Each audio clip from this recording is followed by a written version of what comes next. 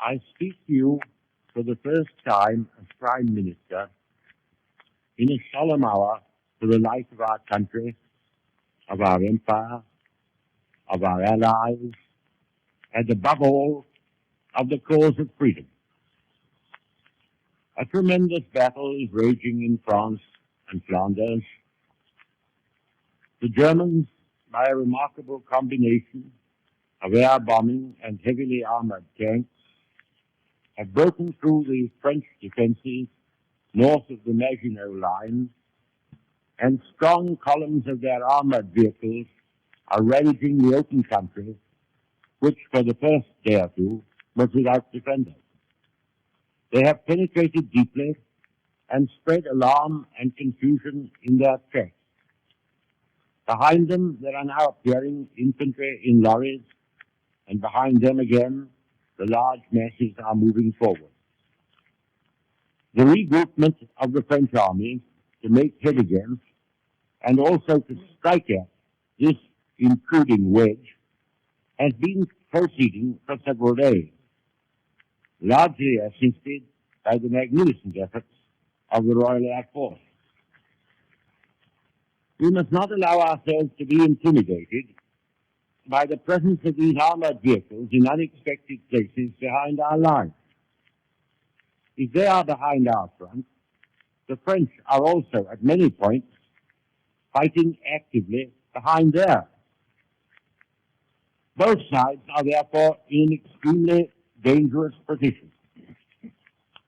And if the French army and our own army are well handled, as I believe they will be, if the French retain that genius for recovery and counterattack for which they have so long been famous, and if the British Army shows the dogged endurance and solid fighting power of which there have been so many examples in the past, then a sudden transformation of the scene might spring into being. It would be foolish, however, to disguise the gravity of the hour. It would be still more foolish to lose heart and courage, or to suppose that well-trained, well-equipped armies, numbering 3 or 4 millions of men, can be overcome in the space of a few weeks or even months by a swoop or raid of mechanized vehicles, however formidable. We may look with confidence to the stabilization of the front in France and to the general engagement of the masses, which will enable the qualities of the French and British soldiers to be matched squarely against those of their adversaries. For myself, I have invincible confidence in the French army and its leaders. Only a very small part of that splendid army has yet been heavily engaged, and only a very small part of France has yet been invaded. There is good evidence to show that practically the whole of the specialized and mechanized forces of the enemy have been already thrown into the battle, and we know that very heavy losses have been inflicted upon them. No officer or man, no brigade or division which grapples at close quarters with the enemy wherever encountered can fail to make a worthy contribution to the general result. The armies must cast away the idea of resisting attack behind concrete lines or natural obstacles, and must realize that mastery can only be regained by furious and unrelenting assault. And this spirit must not only animate the high command, but must inspire every fighting man. In the air, often at serious odds,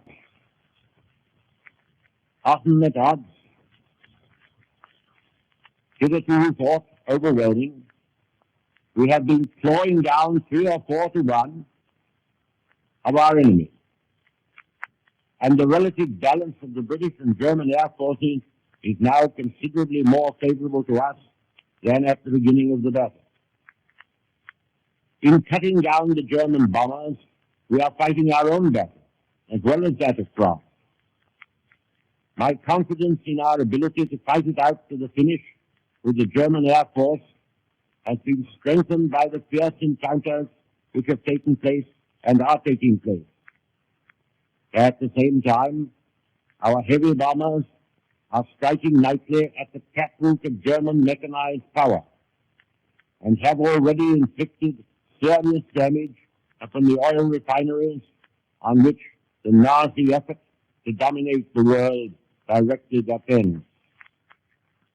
We must expect that as soon as stability is reached on the Western Front, the bulk of that hideous apparatus of aggression, which dashed Holland into ruin and slavery in a few days, will be turned upon us.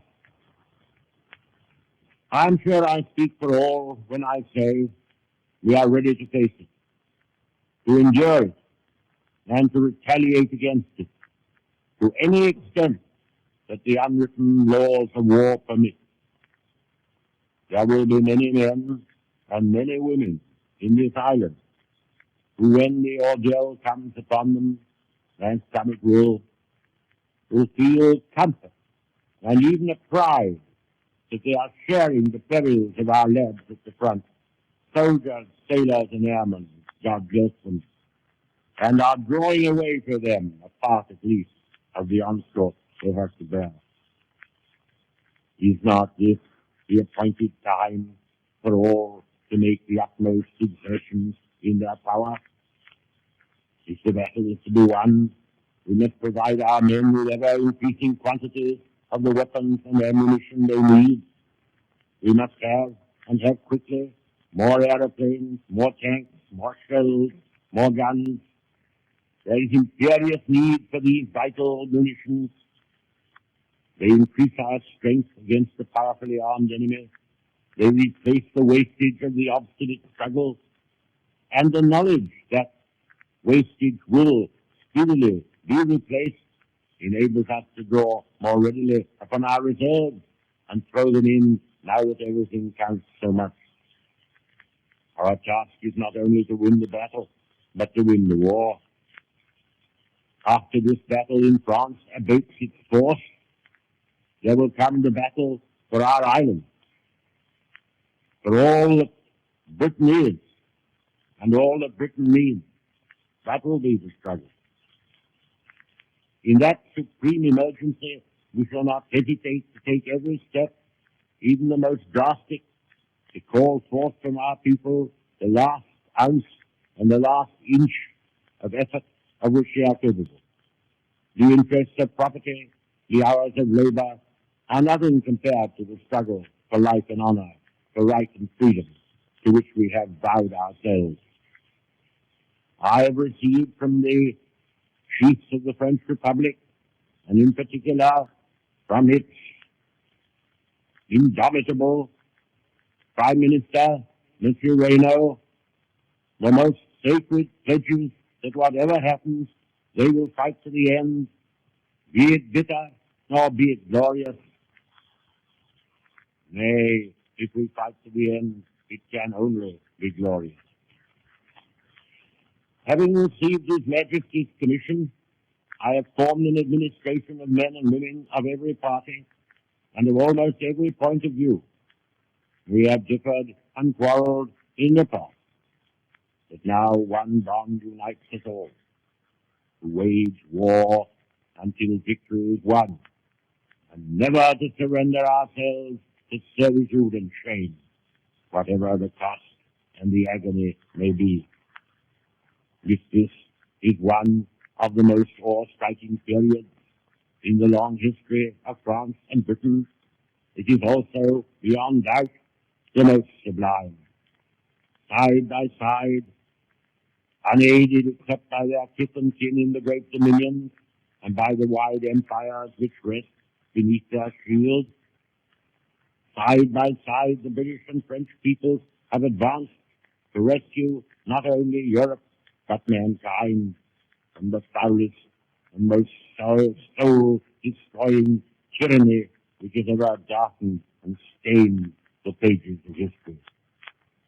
Behind them, behind us, behind the armies and fleets of Britain and France, gather a group of shattered states and bludgeoned races, the Czechs, the Poles, the Norwegians, the Danes, the Dutch, the Belgians, upon all of whom the long night of barbarism will descend, unbroken even by a star of hope, unless we conquer, and conquer we must, and conquer we shall.